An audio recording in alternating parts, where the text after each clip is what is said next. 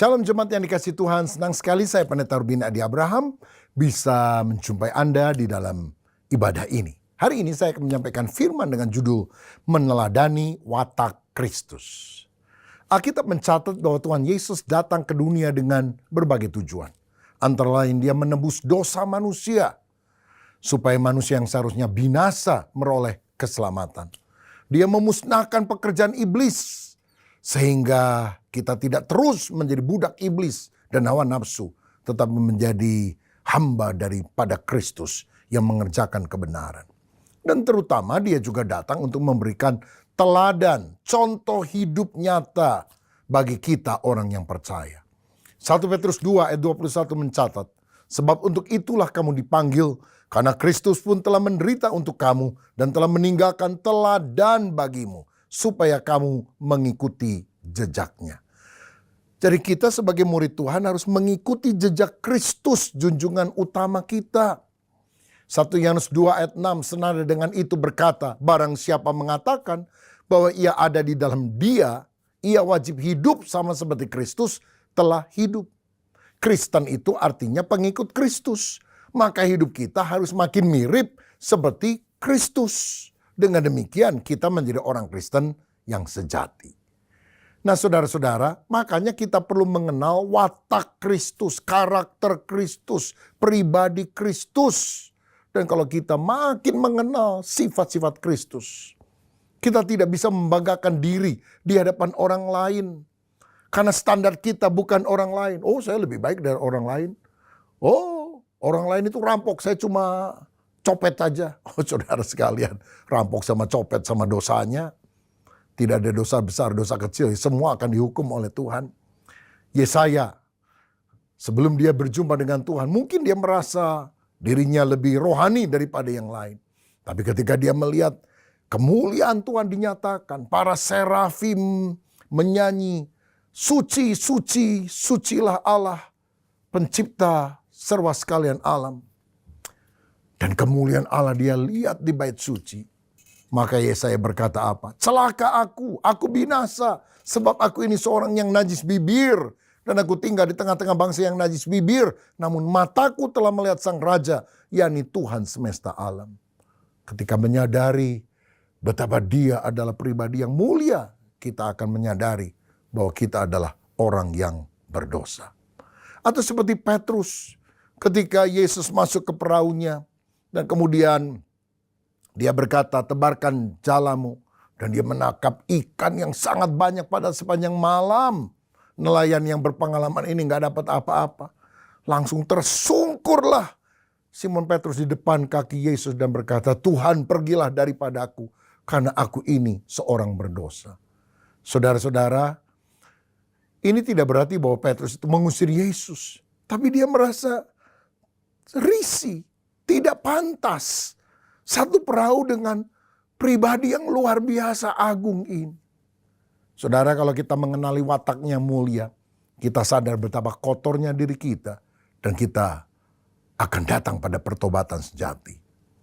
Saya ingat cerita ada 3 orang kulit hitam, orang negro, yang selalu bertengkar di Afrika. Karena merasa bahwa dirinya orang hitam yang paling putih. Yang satu bilang, saya paling putih karena saya tiap hari pakai bedak putih. Yang kedua, saya lebih putih karena saya jarang keluar rumah. Yang ketiga, saya paling putih karena tiap hari saya mandi air susu sapi, katanya. Sampai satu kali 3 orang kulit hitam ini ada di pinggir pantai Afrika. Dan hari itu dia melihat ada satu kapal besar datang dan turunlah semua penumpangnya. Orang kulit putih dari Eropa yang mendarat di Afrika. Dan ketika 3 orang kulit itu melihat orang-orang Eropa yang putih-putih itu, berteriaklah mereka dan berkata, oh betapa hitamnya aku. Saudara, kalau sebelum mereka melihat orang dari Eropa, mereka pikir mereka paling putih. Ternyata mereka sadar mereka hitam dibandingkan dengan orang Eropa itu. Begitu juga dengan diri kita. Betapa pentingnya kita mengenal watak Kristus sehingga hidup kita diubah oleh kuasa pengenalan akan Kristus. Nah, Alkitab pertama menunjukkan tentang kekudusan Kristus. Inilah karakter yang kita harus teladani dari dia. Dalam Lukas 1 ayat 35 malaikat berkata bahwa Yesus yang akan dilahirkan itu disebut anak kudus, anak Allah. Dia tidak pernah berbuat dosa. Ibrani 4 ayat 15 mencatat sebab imam besar yang kita punya bukanlah imam besar yang tidak dapat turut merasakan kelemahan-kelemahan kita. Sebaliknya sama dengan kita. Ia telah dicobai, hanya tidak berbuat dosa. Dalam Yohanes 8 ayat 46 dia menantang orang banyak. Siapakah di antara kamu yang membuktikan bahwa aku berbuat dosa? Apabila aku mengatakan kebenaran, mengapakah kamu tidak percaya kepadaku? Dan semua mulut terdiam karena tidak ada satupun yang bisa membuktikan bahwa Yesus pernah berdosa. Yesus selalu melakukan hal yang menyenangkan hati Bapa. Dia hidup di dalam kekudusan. Yesus pernah dicobai misalnya oleh iblis di padang gurun untuk mengubah batu menjadi roti, untuk terjun dari bait Allah, nanti malaikat akan menatang untuk menyembah iblis, maka seluruh harta dunia akan diberikan kepadanya.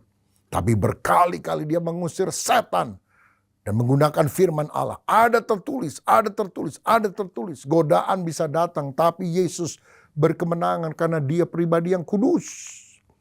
Firman Tuhan dalam 1 Petrus 1 ayat 16 berkata, kuduslah kamu sebab akulah Allah yang kudus. Kekudusan Kristus itulah yang harus kita tiru. Saudara, kalau Allah kita kudus, kita anak-anaknya harus hidup kudus. Karena anak kan mesti seperti bapak. Bapak kalong, anak kampret. Bapak nyolong, anak nyopet. Kalau bapak kita hidup dalam kesucian, kita juga harus bertumbuh dalam kesucian. Kesucian dalam bidang apa? Dalam pikiran. Kadang-kadang ada pikiran cabul, pikiran jahat, pikiran sia-sia. Kita harus tolak dalam nama Yesus. Lalu kita memikirkan semua yang benar, semua yang kudus, semua yang mulia. Kemudian kekudusan dalam perkataan. Jangan sampai ada perkataan kotor, kasar, maki-maki orang. Pakai bahasa kebun binatang keluar dari mulut kita. Tapi biar perkataan kita jadi berkat. Kekudusan dalam perbuatan. Jangan kita menjadi orang yang berbuat sesuatu yang najis, tidak jujur. Ada berbagai godaan, pria idaman lain, wanita idaman lain. Ada godaan keuangan, godaan untuk korupsi. Tuhan melihat kita. Maka sama seperti Kristus yang hidup kudus. Mari kita juga minta Roh Kudus memberikan kekuatan supaya kita menang atas segala godaan dan kita hidup suci bagi Tuhan. Yang kedua, watak atau karakter Kristus yang kita harus teladani adalah kasihnya, kasih Kristus. Dalam Yohanes 10 ayat 11, Yesus berkata, akulah gembala yang baik. Gembala yang baik memberikan nyawa bagi domba-dombanya. Ya, dia adalah gembala yang sangat baik. Yang mengasihi kita, domba-domba gembalaannya. Walaupun kadang-kadang kita mengambil jalan kita masing-masing. Tapi dia membawa kita kembali ke kandangnya.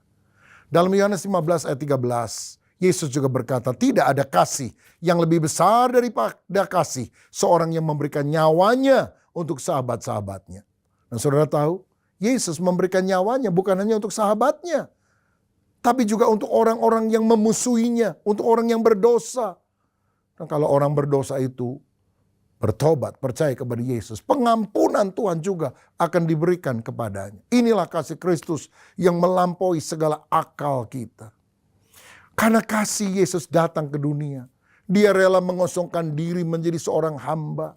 Dia yang kaya menjadi miskin, dia yang suci menanggung dosa kita, dia yang mengasihi rela berkorban untuk kita.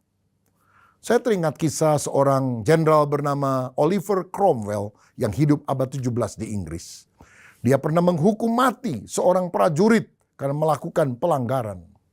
Dan eksekusinya akan dilakukan oleh para algojo pada saat bunyi lonceng tanda dimulainya jam malam pada hari itu. Dan pada waktu yang ditetapkan, algojo sudah siap untuk membunuh orang ini. Dan seorang disuruh untuk menarik tali pada lonceng di kota itu. Tapi ketika dia tarik beberapa kali, loncengnya tidak bunyi, saudara-saudara. Pup, pup, pup, tidak bunyi. Lalu jenderal bilang, kenapa nggak bunyi? Lalu dia minta seorang naik ke menara, melihat apa yang terjadi. Rupanya tunangan daripada prajurit yang akan dihukum mati itu naik menara sembunyi-sembunyi, lalu memegangi bandul lonceng yang terbuat dari besi dan menahannya, sehingga ketika digoyangkan talinya di bawah, tangannya yang kena kepada besi lonceng itu berkali-kali sampai tangannya berdarah, saudara. Dia dibawa turun. Dan ketika jenderal berkata, "Apa yang kamu lakukan?" Si wanita ini berkata, "Ampuni aku, jenderal. Aku adalah tunangan daripada prajurit yang bersalah ini." Dan jenderal pernah berkata, hukuman mati akan terjadi ketika lonceng berbunyi. Karena itu aku mengorbankan diri, memegangi bandul lonceng. Lihat tanganku yang luka, lihat darahku. Demi kemurahan hatimu, bebaskanlah prajurit ini. Saudara-saudara, jenderal termangu-mangu. Dan akhirnya dia berkata, "Ini prajurit salah, harus dihukum. Tapi karena engkau rela berkorban bagi dia, kulepaskan. Awas, jangan melakukan kesalahan itu lagi." Saudara-saudara, bukankah lonceng kematian seharusnya berbunyi buat kita? Tapi ketika Yesus mati, mencurahkan darahnya di atas kayu salib, dia membuktikan kasihnya untuk menyelamatkan kita. Bukankah seharusnya kita mengasihi Tuhan dengan segenap hati, mencintai dia, melayani dia? Kita juga meneladani kasih Kristus. Kasih itu harus dinyatakan kepada sesama. Jangan hidup dalam kebencian, kepahitan, angkara murka, dendam kepada orang lain. Tapi lakukan sesuatu untuk kebaikan sesama. Upayakan perdamaian. Karena Kristuslah yang telah menjadi teladan bagi kita. Saya pernah membaca kisah tentang dua orang bersaudara yang ribut karena pembagian warisan orang tua, yaitu sebidang tanah besar untuk mereka berdua. Si kakak merasa dirinya berhak mendapat bagian tanah yang lebih besar karena dia anak sulung. Tapi si adik berkata, "Enggak lah, bagi dua saja." Akhirnya, saudara sekalian, si adik membuat pagar sehingga kakaknya dan juga dirinya tidak bisa melintas pada bagian tanah masing-masing. Satu kali ada seorang tukang kayu datang ke rumah si kakak untuk minta pekerjaan. Kakaknya bilang, "Oke, gini saja, kamu bikin pagar yang lebih tinggi daripada pagar yang telah dibangun oleh adik saya." Kurang ajar dia. Bikin pagar, saya jadi gak bisa ke sana. Aku juga gak mau lihat lagi wajahnya. Bikin pagar ya, tinggi, lebih tinggi ya. Tapi aku akan ke luar negeri sebulan. Jadi aku kasih uang muka bagi kamu yang cukuplah untuk membeli kayu dan bahan yang lain. Nanti kalau aku pulang, aku kasih upahmu. Saudara, mendengar hal itu tukang kayu menjadi sedih. Kenapa kok adik kakak ini bertengkar? Saudara-saudara, lalu dalam 1 bulan ketika si kakak tidak ada, dia bukan membuat pagar yang lebih tinggi. Dia membuat jembatan kayu yang menghubungkan antara tanah ini, tanah dari rumah si kakak, kepada tanah dari rumah si adik. Nah, ketika si kakak pulang dari luar negeri, dia kaget. "Loh, kok bukan pagar kayu yang tinggi, tapi jembatan kayu yang kamu buat?" Dan ketika dia mencoba naik sedikit ke jembatan itu untuk melihat situasi, adiknya berlari-lari menyeberangi jembatan itu. Dia bilang, "Kakak, ampuni saya. Saya telah membuat pagar penghalang sehingga kita tidak bisa bertemu. Tapi hatimu begitu mulia. Engkau malah membuat jembatan sehingga aku bisa melintas. Aku minta maaf, Kak, ya. Mari kita berdamai lagi. Jangan ribut gara-gara harta warisan." Si kakaknya juga diam, saudara. Karena hatinya sebenarnya jengkel juga sama tukang kayu ini. Tapi rupanya tukang kayu ini telah menjadi alat perdamaian bagi mereka. Dan akhirnya mereka hidup rukun sampai seterusnya. Saudara, dari sini kita lihat, kalau kita meneladani kasih Kristus, maka kita juga harus membagikan kasih Kristus kepada orang di sekitar kita. Yang ketiga, watak Kristus yang harus kita teladani adalah kerendahan hati Kristus. Filipi 2 ayat 5-8 mencatat, "Hendaklah kamu dalam hidupmu bersama menaruh pikiran dan perasaan yang terdapat juga dalam Kristus Yesus, yang walaupun dalam rupa Allah tidak menganggap kesetaraan dengan Allah itu sebagai milik yang harus dipertahankan, melainkan telah mengosongkan dirinya sendiri dan mengambil rupa seorang hamba dan menjadi sama dengan manusia. Dan dalam keadaan sebagai manusia ia telah merendahkan dirinya dan taat sampai mati, bahkan sampai mati di kayu salib. Yesus itu setara dengan Allah karena Yesus adalah Allah. Tapi demi menyelamatkan manusia, dia datang dalam rupa manusia. Dia Allah sejati dan kemudian menjadi manusia sejati. Dia mengosongkan dirinya. Dia meninggalkan kemuliaan sorga. Bayangkan, dia harus melepaskan haknya. Tinggal dalam kemuliaan sorgawi yang begitu megah, dilayani oleh para malaikat. Dia lahir di dalam kandang yang hina. Dia tidak lahir di istana, saudara-saudara. Dia mau melakukannya untuk menyelamatkan saya dan saudara. Itulah tanda kerendahan hati Kristus. Tanda kasih Kristus. Tanda bahwa dia cinta kita. Kalau saudara pergi ke Bethlehem, tempat di mana Yesus pernah dilahirkan, yang adalah sebuah gua, dan dipercaya di bagian bawah itu adalah tempat di mana Yesus pernah dilahirkan. Pintunya itu pendek, saudara-saudara, sehingga kita nggak bisa jalan tegak. Mana kandang Yesus? Kejeduk kepala kita. Kita harus bungkukkan badan dan kemudian mulai masuk ke gua tersebut. Ini tanda perendahan diri Yesus Kristus bagi kita. Itu sebabnya saudara, mari kita juga merendahkan hati kita. Jangan kita menjadi orang yang sombong. Alkitab berkata, Allah menentang orang yang congkak, tetapi mengasihani orang yang rendah hati. Yakobus 4 ayat 6. Yesus rela mencuci kaki murid-muridnya. Orang yang sombong akan dipermalukan, tapi orang yang rendah hati akan ditinggikan oleh Tuhan. Saya pernah dengar cerita, ada seorang yang diangkat jadi kolonel. Dia masuk ke ruangan kantor yang baru. Bangga banget saudara. Belum duduk lama di mejanya, tiba-tiba ada pintu diketuk. Lalu ada orang masuk. Permisi Pak, kolonel ini ingin menunjukkan kegagahannya. Dan dia bilang, tunggu sebentar. Diangkat telepon, gimana Jenderal? Saya harus bertemu dengan Jenderal dan juga dengan Pak Menteri. Baik, saya akan datang nanti siang. Langsung dia tutup telepon. Dia bilang, ya, kamu ada perlu apa? Saya tadi dipanggil oleh jenderal untuk ketemu dengan menteri. Ayo cepat, katakan apa maumu. Orang ini berkata, maaf Pak, saya rakyat biasa. Saya cuma petugas telepon Pak. Karena saya kemarin ini dapat aduan, katanya telepon di kantor ini semuanya mati. Saya mau cek dulu Pak. Saya juga bingung kenapa Bapak bisa telepon. Boleh saya coba Pak? Kolonel itu kaget saudara. Karena rupanya dia pura-pura telepon padahal nggak ada nada sambungnya. Malu saudara. Kenapa? Orang sombong akan direndahkan. Betapa kita harus merendahkan hati kita di hadapan Tuhan. Jangan seperti Lucifer. Ingin jadi seperti Allah. Dicampakkan.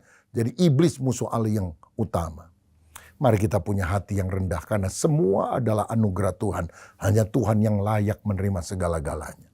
Nah, orang yang rendah hati itu adalah orang yang tidak pernah membanggakan kerendahan hatinya kepada orang lain. Kalau saudara pikir, saya rendah hati. Malah sombong itu. Saya teringat di satu gereja, pada hari Natal dibagikan lencana kepada jemaat yang ada. Jadi ada yang dapat lencana karena dia adalah jemaat yang paling tua umurnya. Lalu ada orang lain dapat lencana karena dia dianggap paling rajin kebaktian, nggak pernah bolos. Satu orang terakhir dapat lencana karena dianggap orang paling rendah hati.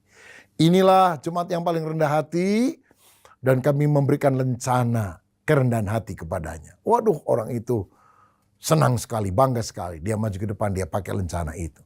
Dan ternyata sejak hari itu dia nggak pernah copot itu lencana. Kalau pergi ke gereja, saudara-saudara. Dan kalau orang tanya, itu lencana apa Om? Lencana bahwa saya orang yang paling rendah hati di gereja ini. Lama-lama majelis gereja mengumumkan, lencana kerendahan hati kami copot. Karena apa? Dia telah membanggakan kerendahan hatinya. Saudara-saudara, kerendahan hati itu mesti tulus. Orang yang rendah hati tidak cepat tersinggung walaupun mungkin ada orang yang kurang menghargai dia. Orang yang rendah hati mau melayani sesama. Walaupun sesama yang dilayani mungkin lebih miskin daripada dia. Di gereja yang saya layani, ada tim pengatur parkir, karena kalau jam ibadah tertentu, kadang-kadang tempat ibadah begitu penuh sesak dan parkir agak sulit. Dan kadang-kadang saudara karena susah parkir, ada jemaat atau kadang pengunjung baru yang suka marah-marah ini. Bukan kepada tukang parkir. Tukang parkir ada, tapi ada pelayan Tuhan, pengurus yang membantu para tukang parkir ini.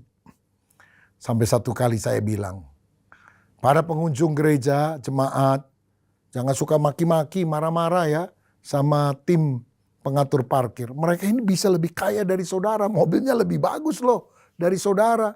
Cuma mereka mau melayani dengan hati hamba, bukan jadi pemimpin pujian, bukan jadi pemain musik, tapi ada yang bagiannya mengatur parkir.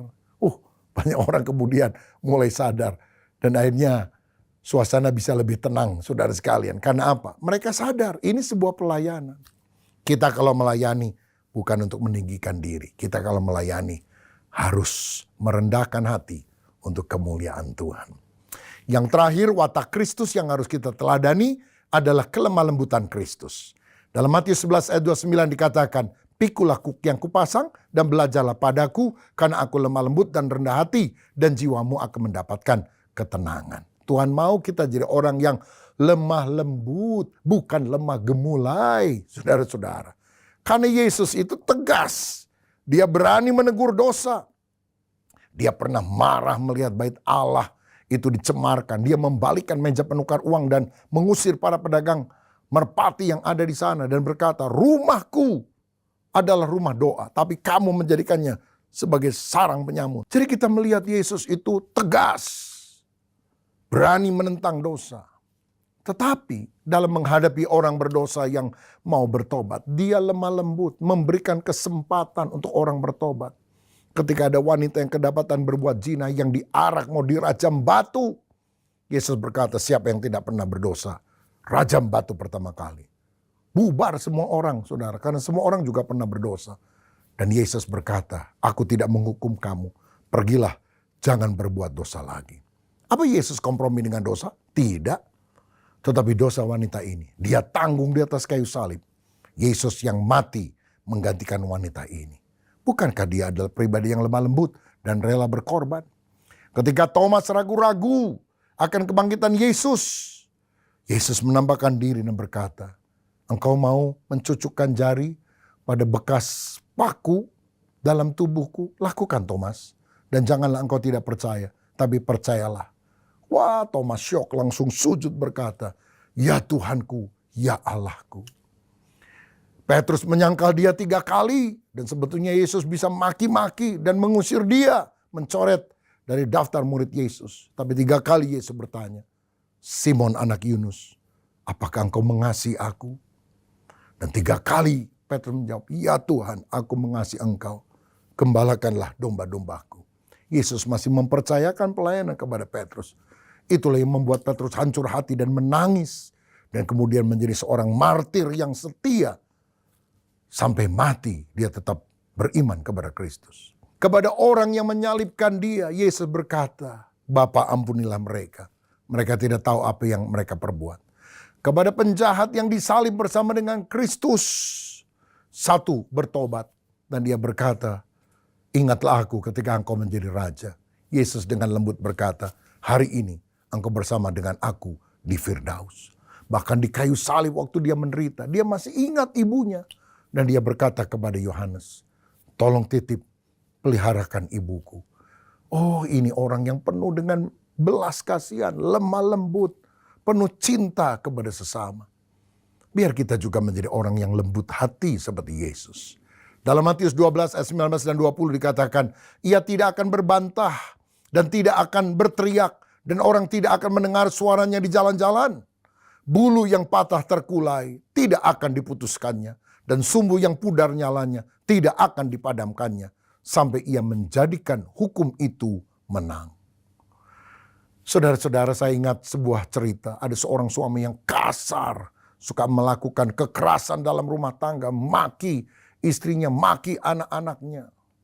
Saudara, satu kali ketika dia mabuk-mabukan dengan teman-temannya, lalu dia pulang ke rumah naik mobil. Dia mengalami kecelakaan, masuk ke jurang, hampir mati, saudara. Dia harus dirawat di rumah sakit sekian lama. Tapi istrinya setia menemani dia di rumah sakit, menjaga, menghiburkan, menguatkan hatinya supaya dia tabah. Waktu akhirnya sudah lebih baik, menjaga sekian lama di rumah. Lalu di rumah dia juga dikunjungi oleh pendeta yang mendoakan, oleh orang-orang gereja yang penuh dengan kasih, perhatian. Itu yang membuat dia bertobat, dia malu hati. Dan dia bilang, ampuni saya istriku, aku kasar. Aku sering kali maki kamu, pukul kamu. Tapi kamu begitu setia, kamu begitu baik ketika aku sakit.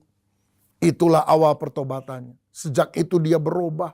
Jadi orang yang bisa mengendalikan diri. Berkata lembut kepada istrinya. Anak-anaknya juga akhirnya dekat kepada dia. Nah setelah dia sembuh, dia melayani Tuhan. Dia menjadi seorang yang setia. Dia menjadi orang yang jadi teladan. Jadi keluarga Kristen yang saleh. Kenapa? Karena ketika seorang istri menunjukkan kelemah lembutan dan kasih kepada pasangan yang belum bertobat, Tuhan bisa mengubah hatinya menjadi baru. Saudara sekalian, teladan kita adalah Kristus. Jangan memandang bahwa kita lebih baik dari orang lain. Standar kita, Kristus yang sempurna. Dan ketika kita melihat karakter Kristus yang luar biasa, kita harus tersungkur dan berkata, aku belum seperti Yesus, tapi aku mau seperti Yesus. Berikan aku kasih-Mu, kerendahan hati-Mu, kekudusan-Mu, kelemah lembutan-Mu. Dan biarlah sifat-sifat Kristus ada dalam kehidupanku, sekarang dan seterusnya. Siapa di antara saudara yang hari ini masih suka berlaku kasar, suka iri sama orang lain, suka ingin menjatuhkan orang lain? Seringkali kita pikiran kotor, ngomong sembarangan, tidak peduli kepada orang lain. Tapi hari ini kita mau bertobat. Kita mau berubah. Kalau itu doa saudara, mari taruh tanganmu di dada.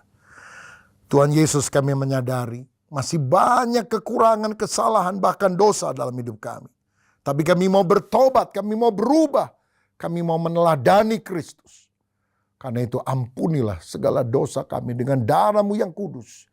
Dan jadikanlah kami bukan hanya percaya kepada Yesus, tapi meneladani Engkau. Bukan dengan kemampuan kami. Roh Kudus mampukan kami. Berikan kami kuasa. Supaya kami menjadi pengikut Kristus yang saleh dan setia sampai selamanya. Berkat atas kami dalam nama Tuhan Yesus Kristus. Amin. Tuhan Yesus memberkati.